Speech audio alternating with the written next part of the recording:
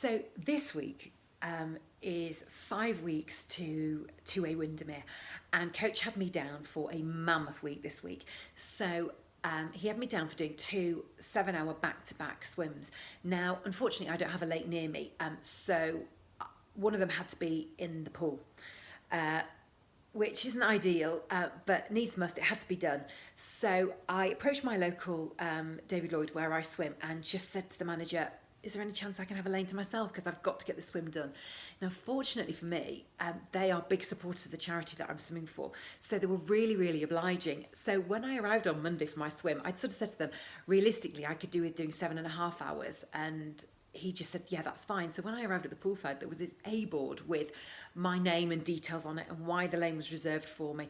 So it was amazing to see. But this board literally stopped anybody getting into the fast lane. Not that I was particularly fast on that day, but it just meant that there was a reason why, and it stopped people. So, and as an extra deterrent, I laid all my food out really, really widely and broadly across the side of the pool as well, so that literally anybody trying to get into that lane would literally almost have to be, I don't know, Jonathan Edwards doing a long jump sprint, or literally would break their neck trying. And actually, you know, that it was brilliant having that thing, because I thought, God, I can tell people to sod off if they get in my lane. My lane. Anyway, not that I would. If they'd have got in, I'd have just left them to it. I'm too scared to sort of approach somebody and say, get out. But nobody did anyway. I decided now that I'd like a lane to myself every single time I swim there. I've had a taste of it and I quite like it. So somebody else with Richard suggested that he said to me, why didn't you take the A-board away with you? You could have used that every single time. And I thought, damn it, I wish I'd have thought of that.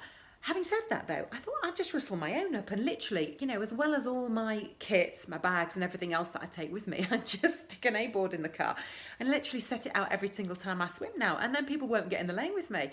I think I'm onto something. The first 2 hours, a couple of people got in and swam in the lane next to me and just swam with me, which was really nice and most welcome. And then the third hour, my swim buddy Shark got in, not in my lane, obviously, in the lane next to me, and she did the same thing, as well as taking 1,000 photographs from various different angles of me swimming, which was a little disconcerting, so I thought, I have to look like I know what I'm doing the whole time I'm in. And she took one of me doing a tumble turn, which was hilarious, because when the thing came out, oh my God, it was like there was a total eclipse. It was horrible. So that didn't make the cut. She also very kindly bought me some Jaffa cakes, which I've had Jaffa cakes poolside before, and when you're doing an hour or so, they're fine, but doing that length of time, and then it was like 4 hours in, and I thought, do you know what, I really fancy one this stop, so I'm gonna have one. They were all melted. So, I mean, don't get me wrong, I still ate them, but it was a bit like, oh. But anyway, so that was really welcome as well, and a lovely surprise. So the rule was, when Andrea got in, I was like, you are not allowed to overtake me swimming. You have to swim with me or slightly behind. So I thought it was just too demoralising if she overtook me. And bless her, she didn't. She just swam next to me for the whole hour she was in with me. So that was really lovely as well. So the first 3 hours when there was people in with me was really, really, it was nice. It just kind of flew. And I thought, God, this is actually going to be a piece of cake. And then it was still about hour 4. And I thought, oh my gosh, it's so boring. It's so mind-numbing. And having to think about things. So I started thinking about like my arms and my legs and my rotation and all sorts of things. And then my mind would just drift off to things like what I was going to have for tea. In fact, my mind drifted off mostly to food. So it just went, the last few hours were really slow going. But I kind of think actually it's good prep, because I'm going to be in the lake for like probably 12, 14 hours. I don't know, however long it takes me. I mean, timing when I do this swim is not a problem. I don't care how long it takes me. I just have to get it done so that this charity gets the money. So I'm really not bothered about time and speed and all the rest of it. So it was fine, but I just thought I need to get used to sort of finding things to think about. And so it was good training for that as well as anything else.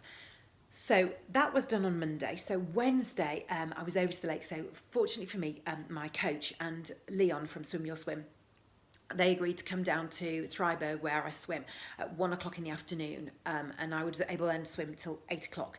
So that was really, really kind of them. So got swimming, and it was so much nicer than in the lake. Obviously there's no sides, it's the water's cooler, and so I learnt like loads of things. I think more probably in the lake than I did in the pool. I learnt that even on a cloudy day, if you can see that, you can get suntan, which is really rather unattractive. But there we go. I've learned now that I need to put some sun lotion on, even on a cloudy day. I learned that I need, even though that the water was 21 or so degrees, I still need to take extra hot drinks because there were times in there when it felt really, really chilly. I also learned to be really, really careful of swans. There was one really aggressive swan in, not at me or any of the other swimmers, just because it had cygnets and obviously it was protecting its brood. So I learned that it's okay to go around the inside of a buoy to avoid that swan. And I learned also that sometimes you have to go really, really wide to avoid that swan as well. So I don't know, like my watch. Oh, that's the other thing I learned as well, is to make sure that you've put your watch on charge between two long swims, because I got like, I don't know, like 15,000 meters in, and I just glanced at my watch and I thought it said batteries low, and I thought, for crying out loud, I can't even get that right. So I must charge my watch between so that I can get through the swim. I mean, I don't know how it'll work out with the GPS on the day, whether it'll manage 14 hours or so, but I'm hopeful that it will. I mean, I don't know if anybody watching this has done it with their watch, whether it is capable of doing it, but there we go. So I learned that as well. And so it was quite uneventful. The weeds were a little bit thick in some areas, but I did learn that it's best to watch your way through the weeds rather than to like breathe to the side each time. So I thought, God, if I'm going to be attacked by something from the weeds, then at least I'm going to be watching and know that they're coming at me, and I don't know what I do, like fending them off or something like that. But I thought, well, at least if I can see it coming, I've got a fighting chance of, it's like the art of surprise has gone, hasn't it?